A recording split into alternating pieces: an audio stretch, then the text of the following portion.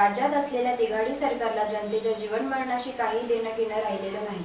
आपली खुर्ची वाचवण्यासाठी सगळे एकमेकांच्या भरोशावर बसलेत। यांना आमदार खरेदी करण्यासाठी पैसे मिळतात, पण गरीब रुग्णांचे जीव वाचवण्यासाठी लागणारे औषध खरेदी करायला मात्र यांच्याकडे पैसा नाही, अशी खरमरीत टीका विधानसभेचे विरोधी पक्षनेता विजय वडेट्टीवार यांनी सरकारवर केली। नांदेड आणि औरंगाबादसह नागपूरच्या मेयो हॉस्पिटलमध्ये औषधी विना मरणाऱ्या रुग्णांची संख्या मोठी आहे। तेथील परिस्थिती जाणून घेण्यासाठी वडेट्टीवार सध्या दौरा करीत असून काल रात्री त्यांनी घाटी दवाखान्याला भेट दिली। त्यानंतर पत्रकारांशी वार्तालाप करताना सरकारच्या गलथान कारभाराचे वाभाडे काढले। शिंदेचे सरकार वाचवण्यासाठी फडणवीस खटाटोप करीत आहेत, पण औषधविना मरणाऱ्या गरिबांकडे त्यांचे लक्ष नाही, असे विजय वडेट्टीवार म्हणाले। मला आमदार खरेदी करायला सरकारला पैसे मिळतात, परंतु औषधी खरेदी करायला पैसे मिळत नाहीत। अद्यापही 5 कोटी रुपये DPDCचा बजेट आहे, तो दिला गेला नाही। मार्च, एप्रिल, मे, जून, जुलै, ऑगस्ट, सप्टेंबर 7 महिने झाले। तो मंत्री इथले पालकमंत्री यांचा लक्ष या ठिकाणी कोण आहे पालकमंत्री मला माहिती आहे, संदीपान। आता संदीपान बुमरेंनी 5 कोटी रुपये इकडे देण्यासाठी त्यांना काय अडचण होती? DPDCचे पैसे 100% मिळाले आहेत। ते कशाची वाट पाहत आहेत? कोणाची वाट पाहत आहेत? कोण भेटावं म्हणून वाट पाहत आहेत? हा खरा प्रश्न इथे येतो। शासकीय वैद्यकीय रुग्णालय घाटीमधील सुपर स्पेशालिटी विभागाचे कुठल्याही परिस्थितीत खाजगीकरण करू नये, यासाठी आज महाराष्ट्र कामगार कर्मचारी संघटनेशी संलग्न असलेल्या आयटक संघटनेने जोरदार आंदोलन केले। जनतेच्या टॅक्सच्या पैशातून रुग्णालयाच्या इमारती उभ्या राहत आहेत, पण ते चालवण्याची दानत नसलेले सरकार त्याचे खाजगीकरण करीत आहे, असा आरोप या आंदोलनाचे नेतृत्व करणारे कॉम्रेड ॲडव्होकेट अभय टाकसाळ यांनी केला। केंद्रातील मोदी सरकार आणि राज्यातील शिंदे फडणवीस अजित पवारांचे सरकार घाटीच्या 150 कोटी सुपर स्पेशालिटीचे खाजगीकरण करू पाहत असून आम्ही ते कुठल्याही परिस्थितीत होऊ देणार नाही, असा इशाराही त्यांनी यावेळी दिला। घाटी गरिबाच्या हक्काची, अरे घाटी गरिबाच्या हक्काची, रुग्णांच्या मुंडक्यावर पाय देणारे सरकार मुर्दाबाद, अरे औषधं न देणारं सरकार मुर्दाबाद, अरे स्वतःचे खिसे भरणं बंद करा, सरकारी तिजोरीवर डाका टाकणं बंद करा, अरे रेल बेच दिया, भेल बेच दिया, जवाब दो, अरे बैंक बेच दी, रेल बेच दी, जवाब दो। अरे सर्वप्रथम आमच्या नांदेडच्या डीन असणाऱ्या डॉक्टर साहेबांना त्या ठिकाणी संडास साफ करायला लावणाऱ्या शिंदे गटाच्या खासदाराचा मी निषेध करतो। यांची ही विकृती आहे आणि त्यामुळे या खासदाराचा तात्काळ राजीनामा घेतला पाहिजे याची मागणी करतो। त्याचबरोबर नांदेडला आणि औरंगाबादला ज्या रुग्णांचा मृत्यू झाला त्यांना श्रद्धांजली वाहतो आणि मी महाराष्ट्राच्या जनतेला सांगू इच्छितो की या मृत्यूला जबाबदार शिंदे फडणवीस अजित पवार सरकार आहे, नरेंद्र मोदी सरकार आहे। या सरकारने गेल्या अनेक वर्षापासून घाटीला औषधं मिळू दिली नाही। आमचे 20 डॉक्टर पळून नेण्याचा प्रयत्न केला। या ठिकाणचं MRI मुद्दाम नादुरुस्त दिलं। या ठिकाणी 3 MRI आणि 3 CT स्कॅनची गरज आहे, परंतु या ठिकाणी फक्त एकच CT स्कॅन आहे आणि त्याच्यावर लोड खूप आहे, त्याच्यामुळे तारखा मिळतात। आणि म्हणून औषधं न देणारं, यंत्र न देणारं, स्टाफची भरती न करणारं, सफाई कामगारांची भरती न करणारं, या कोविड योद्ध्यांना न्याय न देणारं हे शिंदे फडणवीस आणि नरेंद्र मोदी सरकार या सर्व मृत्यूला जबाबदार आहे। हे घाटीची बदनामी करतायत, हे शासकीय वैद्यकीय महाविद्यालयांची बदनामी करतायत आणि खाजगी दवाखाने चालवण्यासाठी दलाली करतायत आणि हे षडयंत्र आम्ही हाणून पाडू। घाटी गरिबाच्या हक्काची आहे, ही यांच्या बापाची नाही। यांना सांभाळायला दिलेलं आहे, विकायला दिलेलं नाही। म्हणून आता तुमचा मुकाबला या सगळ्या रुग्णांशी आहे, या रुग्णांच्या नातेवाईकांशी आहे। तुमचं षडयंत्र हाणून तर पाडूच, परंतु येत्या निवडणुकीमध्ये तुम्हाला हे लोक तुमच्या घरी पार्सल सहज पाठवल्याशिवाय राहणार नाही, हा इशारा देखील आम्ही देत आहोत। त्याचबरोबर या ठिकाणचे जे डीन आहेत राठोड साहेब गोड बोलतायत, ज्या वेळेस आम्ही तुमच्या पाठीशी उभा राहू तेव्हा पाठीशी उभा राहू। नांदेडच्या घटनेच्या प्रकरणात डीनचा अपमान झाला, आम्ही तुमच्या पाठीशी आहोत। डॉक्टरांवर हल्ले होत आहेत, आम्ही तुमच्या पाठीशी आहोत। परंतु तुम्ही गोड बोलता आणि 10 तारखेपर्यंत आमच्या कर्मचाऱ्यांचा पगार करत नाही. किमान वेतन हे 15,000 रुपये असताना फक्त 7,000 रुपये दिले जातात. याच्या विरोधात आम्ही आहोत. आणि म्हणून राठोड साहेब, तुम्हाला आव्हान आहे की कधीतरी जरा उपाशी राहून बघा, म्हणजे उपास काय असतो ते कळेल तुम्हाला. 7वा वेतन आयोग आहे हो, आम्हाला एक पहिला वेतन आयोग देखील नाही आहे. तुम्ही टाळ्या वाजवल्या, थाळ्या वाजवल्या. या लोकांनी डायपर बदलले, PPE किट नसताना, N95 मास्क नसताना त्यावेळेस तुम्ही पुष्पवृष्टी केली. आमच्या थाळीत काय नाही आणि तुम्ही थाळ्या वाजवायला लागलात. त्यामुळे तुमच्या थाळ्या नको, तुमच्या टाळ्या नको, आमच्या थाळीत काय ते बघा. आणि त्यामुळं हे सगळे रुग्ण आणि त्यांचे नातेवाईक साक्षीदार आहेत. कोविड रुग्ण साक्षीदार आहेत की आम्ही त्यावेळेस काय काम केलं आणि तुम्ही आम्हाला प्रमाणपत्र दिलेले आहेत. त्यामुळे त्या प्रमाणपत्राचं आम्ही काय करायचं असा आमचा सवाल आहे. आणि म्हणून या आमचं जे कोविडचं जे सुपर स्पेशालिटी हॉस्पिटल या ठिकाणी आमच्या पैशामध्ये, आमच्या जनतेचे 150 कोटी रुपये त्यामध्ये लागलेले आहेत. गेल्या 3 वर्षापासून ती इमारत रिकामी आहे. त्या ठिकाणी भरती होत नाही. त्या ठिकाणी आमच्या या कोविड योद्ध्यांना सामावून घेतलं पाहिजे. ती इमारत आमची आहे. त्या ठिकाणी तुमचं दुकान चालणार नाही. तुम्ही आमच्या आमदाराला शब्द दिला होता म्हणे प्रदीप जयस्वाल साहेबांना. आम्ही वर्तमानपत्रामध्ये वाचलं की प्रदीप जयस्वाल साहेबांना एकनाथ शिंदे साहेबांनी शब्द दिला होता की खाजगीकरण होऊ देणार नाही. मग कसं काय झालं? 2 दिवसापूर्वी हसन मुश्रीफ म्हणाले की या ठिकाणी भरती करील आणि 2 दिवसानंतर खाजगीकरणाचा निर्णय कसा झाला? सध्या सरकारमधील मतभेद काही कमी होण्याचे नाव घेताना दिसत नाही. अजित पवार अधूनमधून सर्वांशी अबोला धरतात. त्यानंतर हट्टी मुलगा जसा रुसतो तसे करून त्यानंतर दुसऱ्यांचे ऐकायला तयार होतात. पुण्याचे पालकमंत्री पद मिळवूनच त्यांनी दम घेतला आहे. तर शिंदे गटासह भाजपबरोबर हातमिळवणी करणारे आमदार बच्चू कडूही नाराज आहेत आणि ती नाराजी उघडपणे बोलून दाखवतात. त्यांनी थेट भाजप प्रदेशाध्यक्ष चंद्रशेखर बावनकुळेंना खुलं आव्हान दिलं असून मला हरवण्यासाठी अजून 10 खासदार पाठवा, मात्र बच्चू कडू पडणार नाही असा इशाराच त्यांनी बावनकुळेंना दिलाय. तर मध्येच अजित पवारांबरोबरचे दुसरे उपमुख्यमंत्री देवेंद्र फडणवीस म्हणतात की अजित पवार एक ना एक दिवस नक्कीच राज्याचे मुख्यमंत्री होतील. म्हणजे मुख्यमंत्री पदावरून उपमुख्यमंत्री पदावर आलेले फडणवीस अजित पवारांची मनधरणी करतात, पण स्वतःला पुन्हा मुख्यमंत्रीपद मिळेल की नाही याची शाश्वती नाही. तर असे सध्याचे राज्यातले राजकारण चालले आहे. यांनी कुठे नेऊन ठेवलाय महाराष्ट्र माझा असे आता नक्कीच वाटते. असो, केंद्र शासनाच्या कल्पनेतून पुढे आलेल्या मेरी माटी मेरा देश या अभियानांतर्गत आज महानगरपालिकेच्या आवारातून अमृत कलश यात्रा काढण्यात आली.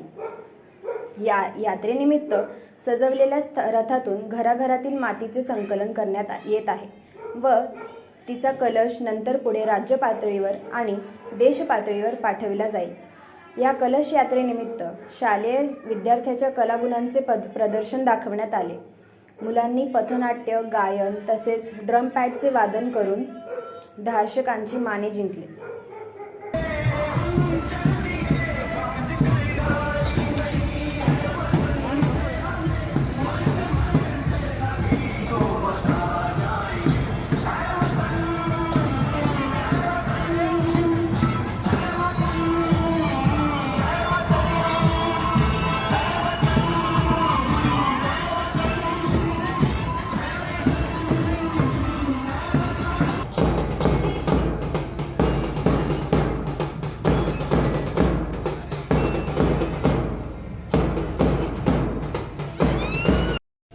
नमस्कार.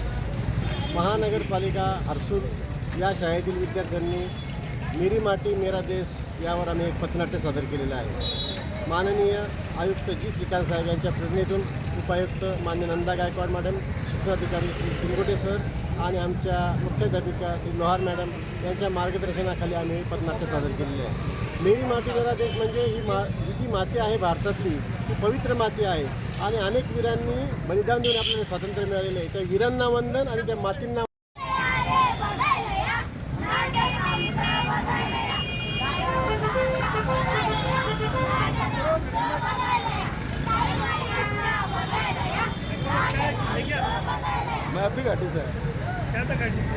छत्रपती संभाजी महानगरपालिका केंद्रीय प्राथमिक शाळा हर्सूल गाव सहर्ष सादर करीत आहे पथनाट्य मेरी माटी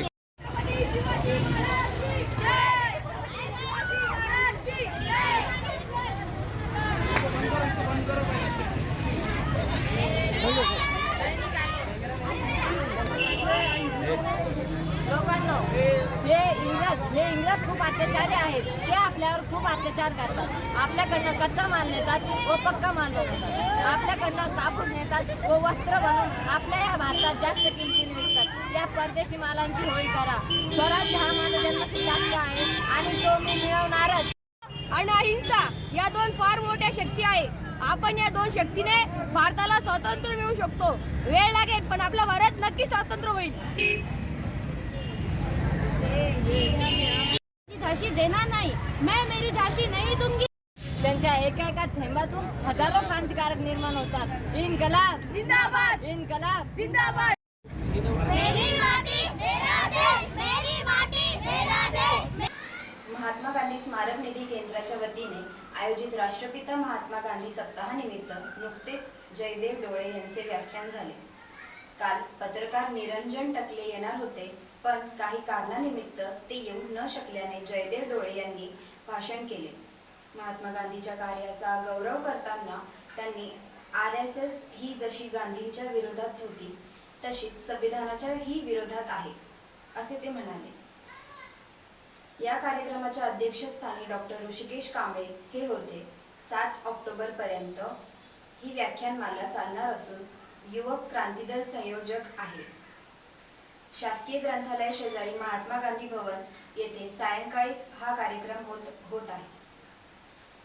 धर्मनिरपेक्ष लोकशाही गणराज्य घडवण्याचा व त्यांच्या सर्व नागरिकांस सामाजिक आर्थिक व राजनैतिक न्याय विचार अभिव्यक्ती विश्वास श्रद्धा व उपासना यांचे स्वातंत्र्य दर्जा व संधीची समानता निश्चितपणे प्राप्त करून देण्याचा आणि त्या सर्वांमध्ये व्यक्तीची प्रतिष्ठा व राष्ट्राची एकता आणि एकात्मता. या अजगर आणि लिखित इंग्रजी पुस्तकाचा अनुवाद केलेला आहे. तसेच जॉर्ज नेता साथी मित्र प्राध्यापक लिमिटेड लालू प्रसाद यादव याचं देखील अनुवादन केलेलं आहे. अशा अनेक पुस्तकांचे लेखक सरांनी केलेले आहे. तसेच डोळे सरांना मराठवाडा साहित्य परिषदेचा 2014 सालचा मराठवाड्यातील लेखक कवीसाठी असलेला नरहर कुरुंदकर वाङ्मय पुरस्कार डोळे सरांच्या विरुद्ध या ग्रंथास मिळालेला आहे. आणि लोकसाहित्यिक भास्करराव जाधव यांच्या नावाचा कॉम्रेड जाधव पुरस्काराने त्यांना सन्मानित करण्यात आलेला आहे. मी डोळे सरांना विनंती करतो की त्यांनी सर्वांना संबोधित करा.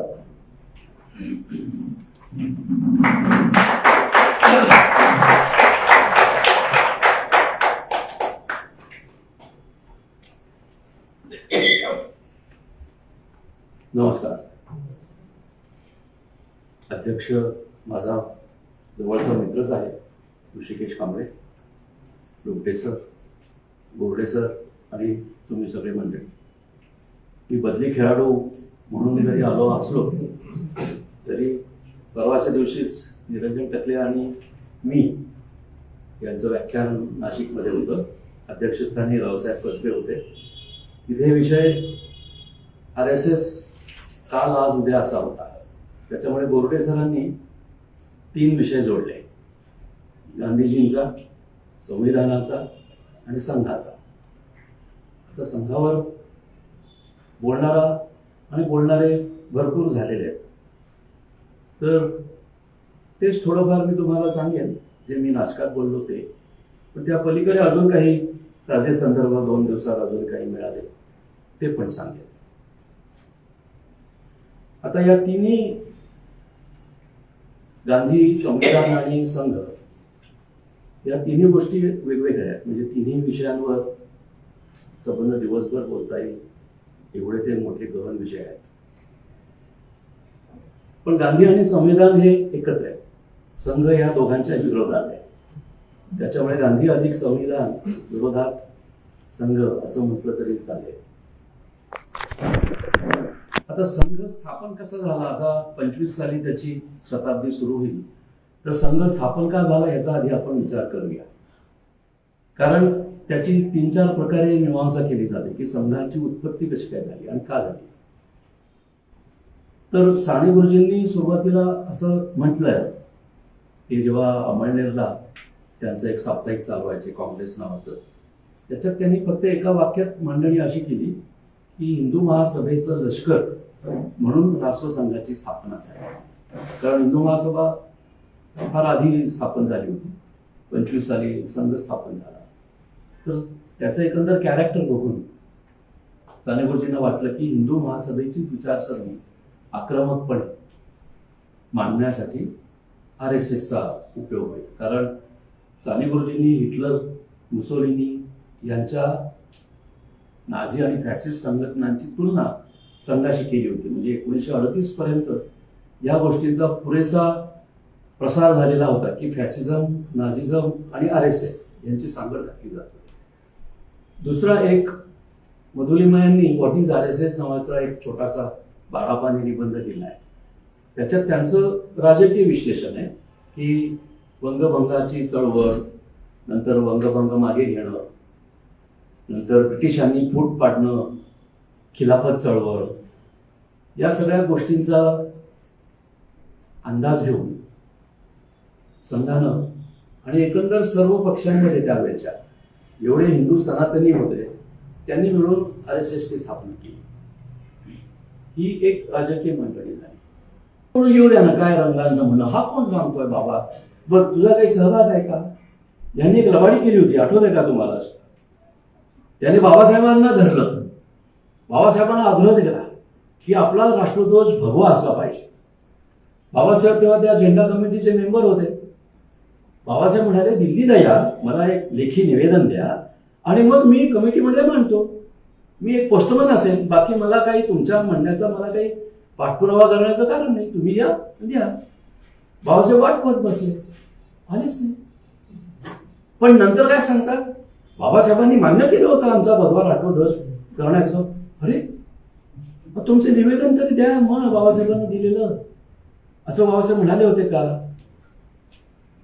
पण अशी यथेच्छ बदनामी करायची, खोटं सांगत राहायचं आणि आपली टिमकी वाजून घ्यायची. तर संविधानाबद्दल यांचं, गोळवळकर गुरुजींचं हे म्हणणं होतं. आता मी मगाशी जातीबद्दल जे बोललो ना, म्हणजे आम्हाला आता मी नाशिकला याच विषयावर व्याख्यान केल्यावर बाहेर काही संघवाले भेटले, ऐकायला आले होते. ते म्हणाले तुम्ही राष्ट्रीय स्वयंसेवक संघ काल, आज, उद्या असा विषय होता, तुम्ही कालवरच जास्त बोलला, गोळवळकरांनाच वर भर दिला जास्त. मी म्हटलं असं काही नाही, वर उदाहरणं दिलेली आहेत मी. आता अनुसूचित जाती, जमाती, हरिजन असं म्हणून त्यांना जो विशेषाधिकार दिलेला आहे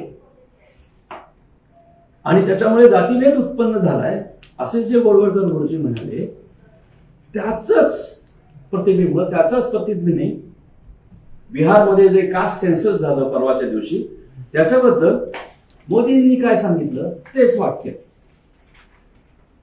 जाती आधारावर समाजाची विभागणी, जातीनिहाय सर्वेक्षणावरून पंतप्रधान मोदींची विरोधकांवर टीका. गोळवळकर गुरुजी काय म्हणतायत आणि मोदी काय म्हणतायत, एकच तोंड आहे, शब्दरचना ही तीच आहे. म्हणजे गोळवळकर गुरुजींचं हे विचारधोरण आजही तसंच्या तसं अंमलात येत आहे. ह्याचा पंतप्रधानांनीच पुरावा दिलाय की मागासलेल्या जातींना आरक्षणाची तरतूद केल्याबरोबर तुम्हाला जातीभेद, संघर्ष असं दिसायला लागलं. देवगिरी महाविद्यालयातील मायक्रोबायोलॉजी विभागाच्या विद्यार्थ्यांनी गुरुवारी 5 ऑक्टोबर रोजी मायक्रोबायोलॉजिस्ट सोसायटी इंडियाच्या संयुक्त विद्यमाने इंटरनॅशनल मायक्रो ऑर्गॅनिझम दिनानिमित्त व्हायरल डिसीजेस या विषयावर रांगोळी स्पर्धेचे आयोजन करण्यात आले होते. रांगोळीच्या माध्यमातून नियमित व्यायाम, सकस आहार याबाबत जनजागृती केली. यावेळी सूक्ष्मजीवशास्त्र विभागाच्या विभाग प्रमुख प्राध्यापिका पुष्पलता जाधव यांनी कार्यक्रमाचे प्रास्ताविक केले. प्राचार्य डॉक्टर अशोक तेजनकर यांनी मार्गदर्शन केले. यावेळी महाविद्यालयाचे उपप्राचार्य professor Dilip Khairnar, doctor Anil Ardad, doctor Aparna Taware आदींची उपस्थिती होती. या उपक्रमात 39 विद्यार्थ्यांनी सहभाग नोंदविला. व रांगोळी काढून आरोग्यावर जनजागृती केली. निरोगी आरोग्य राहण्यासाठी सकस आहार घ्यावा, तसेच वेळेवर जेवण करावे, याशिवाय रोज व्यायाम करावा असा संदेश या रांगोळीच्या माध्यमातून देण्यात आला. या रांगोळींचे परीक्षण प्रोफेसर पुष्पलता जाधव, प्राध्यापिका डॉक्टर गीतांजली माने व प्राध्यापिका प्रियंका गिरी यांनी केले.